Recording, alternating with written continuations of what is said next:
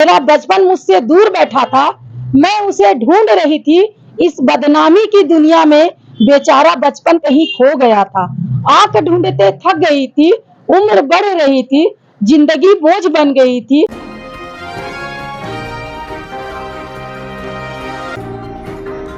नी 365 अभी मैं नारी शक्ति सेना के प्रदेश उपाध्यक्ष आशा भारती जी के पास अभी मैं उपस्थित हूं और इस विषय पर हम लोग चर्चा करने वाले हैं कि महिलाओं की अभी जो स्थिति है, जो समाज में अक्सर घटना घट रही है, उसका क्या जिम्मेवारी किसकी है और कैसे इसको रोका जा सकता है। तो हम सीधा जुड़ते हैं आशा भारती जी से और जानने की कोशिश करते हैं कि आखिर महिलाओं के साथ इस तरह की घटना क्यों हो रही है। सभी को मेरा नमस्कार, मेरा नाम आशा भारती है। आज जो हमारे समाज में महिलाओं की स्थिति तो दिन पर दिन और खराब होती जा रही है।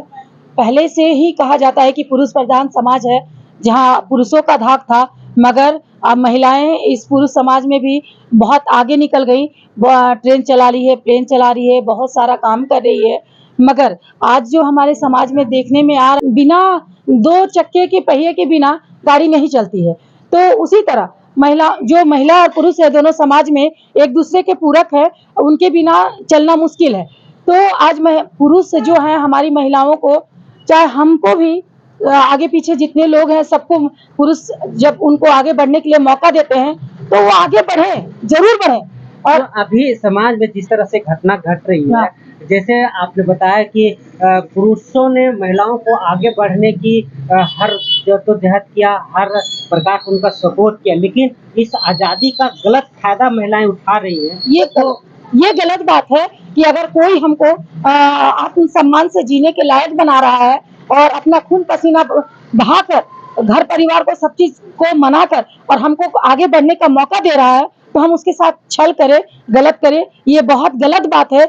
उस पर से, ताकि उनका जो अहंकार और गुरूर है वो टूट जाए, क्योंकि जो आगे बढ़ाता है वो तो पीछे रह जाता है और जो नहीं बढ़ाता है वो उनके जिंदगी में आ जाता है। तो ये बहुत ही गलत बात है। महिलाओं को अपने परिवार के साथ कंधा से कंधा मिलाकर चलना चाहिए और उनका मान रखना चाहिए। अभी आप नारी शक्ति सेना के प्रदेश उपाध्यक्ष हैं और अक्सर महिलाओं के साथ घटना घटती है जिसमें कहीं न कहीं ऐसे लोग जिम्मेवार होते हैं जो इस तरह का घृणित कार्य कर जाते हैं। तो क्या समाज में इस तरह के मामले आप अक्सर देखते हैं, तो कैसे बचाते हैं उन लोगों को?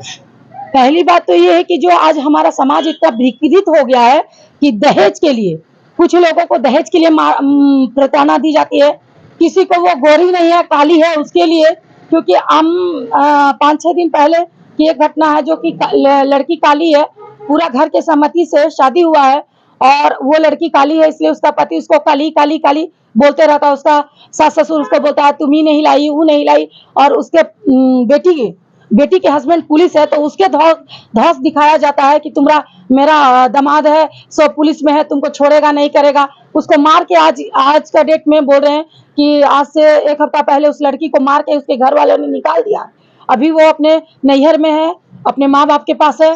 तो हम कहना चाहते हैं कि हम पुलिस से भी रिक्वेस्ट करते हैं, हमारा समाज क्या रक्षक, अगर हमारा देश का पुलिस है, समाज में रक्षा करने के लिए पुलिस बना है, तो पुलिस को भी कानूनी कार्रवाई सख्ती से करना चाहिए। जो महिलाएं अगर पीड़ित आती है, ऐसा भी होता है कि उसके लिए लड़ना चाहिए। कुछ ऐसा भी होता है कि उसके पति से परेशान है, कोई सास ससुर से परेशान है, और ऐसा भी समाज में ऐसी भी कुछ घटना घटती है कि परिवार वाले लड़की से परेशान है, बहू से परेशान है। तो समाज में चाहिए कि जो गलत है, जो भी गलत है, अगर उसकी बहू गलत है तो उसके बहू के खिलाफ एक्शन होना चाहिए, अगर लड़की गलत है तो लड़की के खिलाफ एक्शन होना चाहिए, या उसका परिवार दोषी है तो उसको भी सजा देनी चाहिए, उसको भी बैठाना चाहिए, समझाना चाहिए। और अगर नहीं समझते हैं और कानूनी कार्रवाई होती है तो सरकार को भी चाहिए कि उस पर ध्यान दे, हमारी महिलाओं पर, जो कि इतना समाज हमारा खराब होते जा रहा है। हर दिन कुछ ना कुछ घटना होती जा रही है।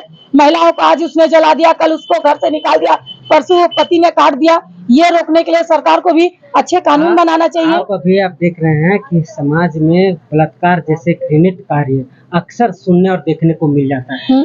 इतना हमारे संविधान में भारी भरकम कानून होने के बावजूद भी इस तरीके घटनाएं नहीं घट रही है, कम हो रही है। तो दोषी किसे मानते हैं आप? देखिए दोषी तो कुछ समाज है और हम खुद दोषी हैं, क्योंकि अगर मेरे साथ कुछ गलत घटनाएं घटती है तो कहीं ना कहीं उसके पीछे कुछ ना कुछ कारण होता है, और कभी बिना कारण का भी होता है और कभी कारण भी होता है।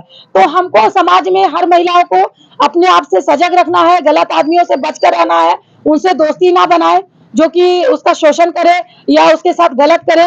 और आज का युग है, मॉडर्न जमाना हो गया है, ये कहते हुए कि सबको मोबाइल चाहिए, सबको लैपटॉप चाहिए, सबको अच्छा खाना चाहिए, होटल चाहिए, पार्टी चाहिए, उसके चक्कर में लड़के लड़की एक दूसरे को बरगला के और उनको ले जाते हैं और उसके साथ रहने के बाद कुछ दिन बाद उसको मर्डर कर देते हैं। ये बहुत गलत बात है।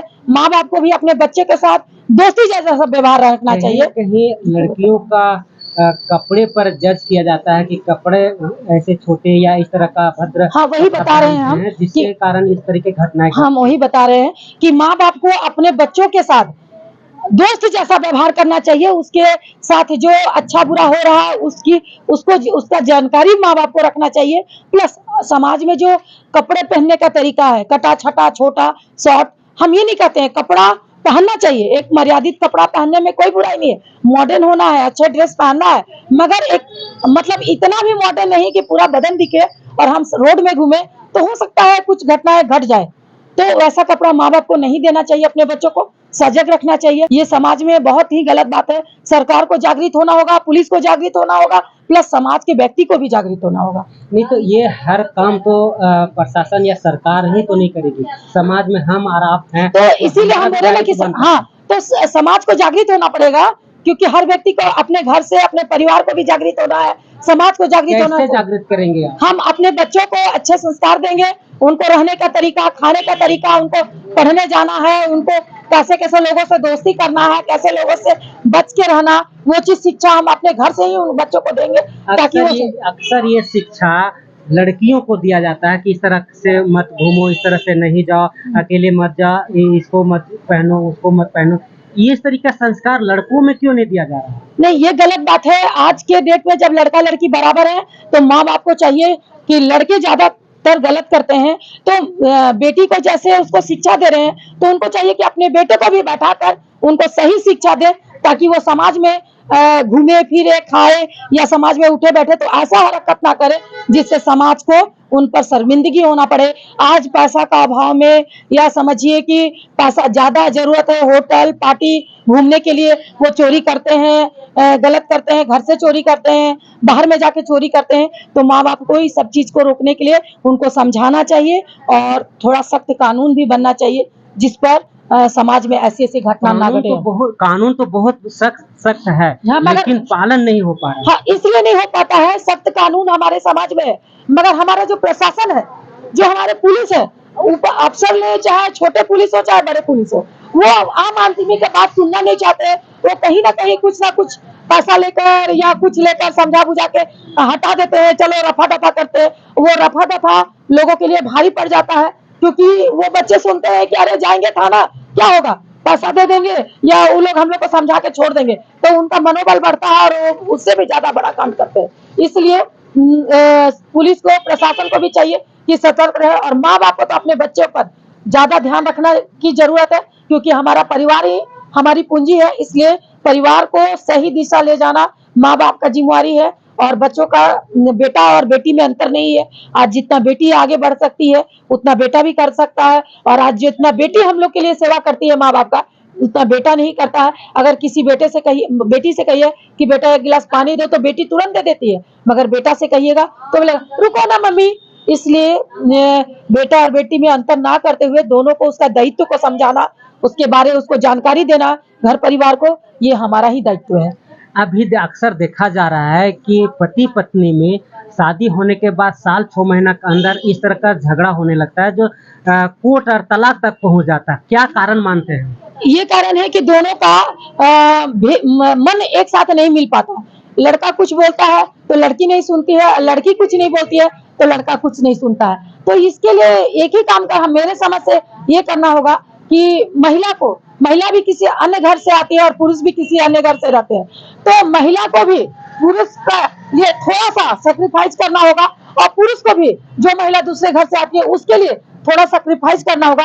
दोनों को अपना ईगो नहीं रखना होगा, दोनों को अहंकार नहीं करना है, थोड़ा सा उसको भी झुकना है, थोड़ा लड़की को भी झुकना होगा। दोनों को मिलकर अपने परिवार को ठीक करने के लिए थोड़ा सा सैक्रिफाइस करते हुए चलना पड़ेगा, तभी हम डाइवोर्स और आगे तक नहीं जाएंगे। इस तरीके के मामले में अक्सर कोर्ट तक पहुंचता है और कोर्ट सालों साल इस केस को खींचते रहती है और लास्ट में जिस समय पति पत्नी को साथ रहना चाहिए उस समय कोर्ट में रहते हैं और ऐसा समय में उनका डिसीजन आता है जो समय समाप्त हो जाता है। तो क्या संदेश देना चाहते हैं? तो हम ये संदेश देना चाहेंगे कि हमारी जो सरकार है, हमारा जो समाज है, ऐसा कानून बनाए कि अगर लड़का लड़की को डिवोर्स का नौबत आता है तो उनको एक बार चांस दिया जाए समझाने बुझाने का, और अगर वो नहीं समझ पाते हैं तो उनको जितना जल्दी हो सके एक दूसरे से डिवोर्स देकर खत्म कर देना चाहिए, ताकि लड़का भी अपना आगे लाइफ करे और लड़की भी करे। ये इस बार लड़ाई झगड़ा हुआ और डिवोर्स चल रहा है, होते होते 10 साल हो गया और लड़की के भी लाइफ खत्म हो जाते हैं और लड़के की भी। इस कारण दोनों परिवार मतलब खराब हो जाते हैं। अगर दोनों की सहमति नहीं बनती है, दोनों सेक्रीफाइस नहीं कर पाते और सहमति नहीं बनती है, तो ऐसा कानून बनाना चाहिए कि 2 महीना 4 महीना 6 महीना के अंदर उनको अलग कर दिया जाए, जिससे कि दोनों का लाइफ बच जाए और दोनों का लाइफ आगे मतलब चाहे तो वो आगे बढ़ सकते। आप नारी शक्ति सेना में हैं और अक्सर महिलाओं की समस्या आती रहती है। हाँ। तो वैसे सफर कर रहे महिलाओं को क्या संदेश देना चाहे जो उसका जीवन में हमेशा सुखमय और आपका संगठन उनका हमेशा सहयोग करती है?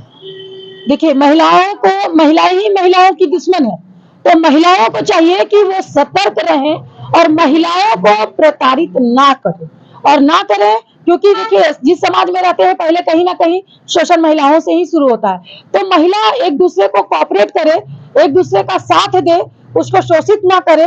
और हम लोग तो देखिए समाज में हम नारी शक्ति सेना से जुड़े हैं, तो हम ये कर सकते हैं कि हम उनका प्रॉब्लम्स, अगर वो बहुत ज्यादा परेशान है और टेंशन में है, परिस्थिति विपरीत हो गई है, तो संघर्ष करें, काम करें, कुछ ना कुछ घरेलू काम अपने घर से शुरू करें, जैसे मोमबत्ती बनाना, चना भूंज कर उसको पैकेट करना, बादाम भूंज कर पैकेट करना, या कुछ मतलब ये मिक्सचर बनाना, ठोंगा बनाना, कि घर से काम शुरू करें। अगर उनकी आर्थिक स्थिति खराब हो रही है जिसके कारण उनके घर में परेशानी आ रही है, लड़ाई झगड़े हो रहे हैं पैसे के प्रॉब्लम से, तो महिलाओं को चाहिए कि अपने घर से काम शुरू करें, वो आत्मनिर्भर हो। शायद उनके घर में पैसा आएंगे तो उनका प्रॉब्लम भी धीरे धीरे कम होगा, और उसके लिए नारी शक्ति है। अगर कुछ हेल्प चाहिए, मदद चाहिए, तो वो लोग हमसे जुड़ते हैं, हम लोग उनका मदद भी करते हैं। और नहीं तो अचार, बड़ी, पापड़, बहुत सारे उद्योग हैं जो कि हम घर से मतलब घर में माँ बाप, सास ससुर, पति के साथ रिलेशन भी अच्छा रहे, तो हम घर से काम करते हुए अपने परिवार को भी देख सकते हैं। और हम चाहेंगे नारी शक्ति की ओर से अगर किसी महिला को कोई प्रॉब्लम है तो हमसे जुड़ सकते हैं, बात कर सकते हैं, मगर लड़ना उनको खुद है, लड़ाई उनकी है तो लड़ना उनको खुद है। हम एक सपोर्ट के लिए खड़ा हो सकते हैं, मगर लड़ाई उनकी जिंदगी की है, तो वो लड़कर, जैसे झांसी की रानी लड़कर जीती, उसी तरह उनको झांसी की रानी बनकर जीतना होगा और लड़ना होगा और अपना जीवन को ठीक करना होगा। आप एक बड़ा बेबाक दोहा बोलते हैं, कुछ ऐसी महिलाओं पर एक ऐसी दोहा का आशा करते हैं जो एक संदेश के रूप में हम समाज के लिए बोल रहे हैं, मत सता किसी लड़की को, मत सता किसी लड़की को पाप होगा, मत सता किसी लड़की को पाप होगा, तू भी किसी दिन किसी लड़की का बाप होगा, है ना। इसीलिए, और एक और दोहा है, जहाँ चोट खाना वही मुस्कुराना, जहाँ चोट खाना वही मुस्कुराना, मगर इस अदा से की रोदे जमाना। और एक कविता कहना चाहते हैं लास्ट में बचपन के बारे। मेरा बचपन मुझसे दूर बैठा था, मैं उसे ढूंढ रही थी, इस बदनामी की दुनिया में बेचारा बचपन कहीं खो गया था। आंख ढूंढते थक गई थी, उम्र बढ़ रही थी, जिंदगी बोझ बन गई थी, उसे ढो रही थी।